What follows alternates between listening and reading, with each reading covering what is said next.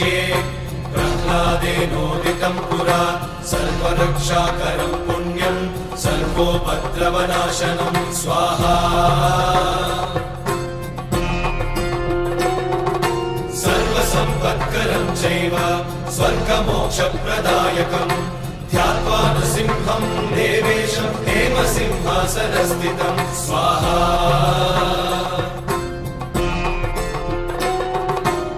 विवृत्तास्यं त्रिनयनं शरदिन्दुसमप्रभं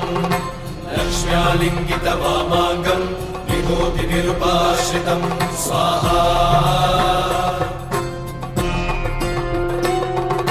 चतुर्भुजं कोमलाङ्गं स्वर्णकुण्डलशोभितं श्रिया सुशोभितोरस्कं रत्नकेयूरमुद्रितं स्वाहा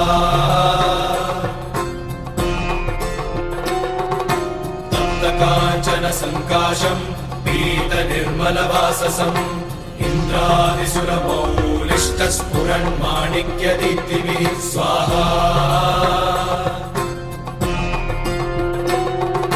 लीलाधितपदद्वन्द्वं शङ्खचक्रादिहेतिभिः गरुत्मता च विनया स्तूयमानं मुदान्वितं स्वाहा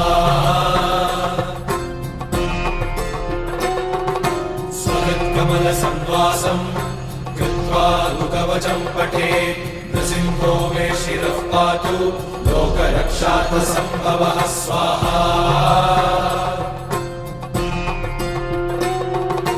सर्वगोपिस्तम्भवासः फालं मे रक्षतु ध्वनिं नृसिंहो मे दृशौ पातु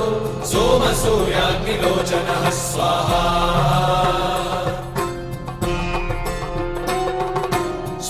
मे पातु नृहरिः मुनिवर्यस्तुतिप्रियः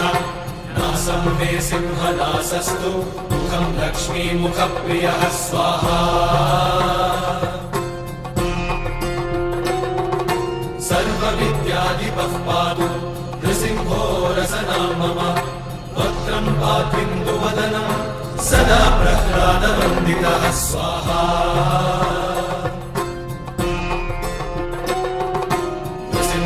पातु मे कण्ठं स्कन्धौ भूधरान्तकृत् दिव्यास्त्रशोभितभुजो नृसिंहः पातु मे भुजौ स्वाहा करौ मे देववरदो नृसिंहः पातु सर्वतः हृदयं योगिसाध्यश्च निवासं पातु मे हरिः स्वाहा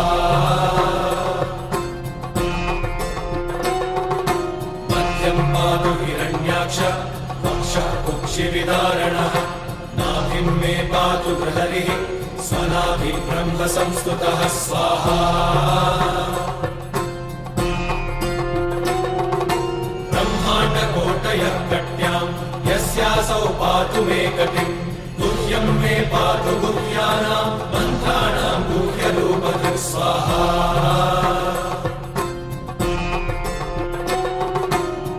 मनोभवः पातु जानुमीनररूपधृक्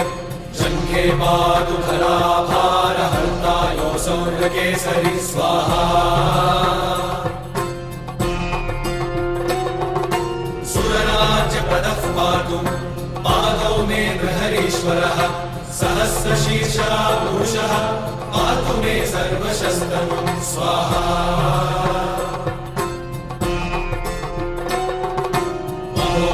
पूर्वतः पातु महावीराग्रजोभितः महाविष्णुर्दक्षिणे तु महाज्वालस्तु नैऋतौ स्वाहा पश्चिमे पातु सर्वेषु दिशि मे सर्वतोमुखः नृसिंहः पातु वायव्यां सौम्यां भीषणविग्रहः स्वाहा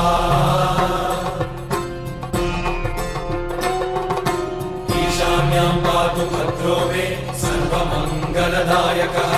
संसारभयतः पातु मृत्योर्मृत्युर्मृकेसरी स्वाहा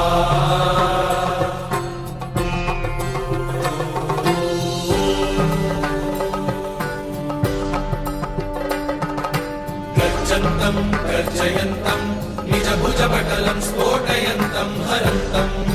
गर्जन्तं गर्जयन्तं गर्जयन्तं निजभुजपटलं स्फोटयन्तं हरन्तं स्वाहा दिव्यन्तं तापयन्तं दिविभुवि दितिजं क्षेपयन्तं क्षिपन्तं दिव्यन्तं तापयन्तं दिविभुवि दितिजं क्षेपयन्तं क्षिपन्तं स्वाहा क्रन्दन्तं रोषयन्तं दिशि दिशि सततं संहरन्तं हरन्तं क्रन्दन्तं रोषयन्तं दिशि दिशि सततं संहरन्तं हरन्तं स्वाहा वीक्षन्तं घूर्णयन्तं करनिकरशतैर्दिव्यसिंहं नमामि वीक्षन्तं घूर्णयन्तं करनिकरशतैर्दिव्यसिंहं नमामि स्वाहा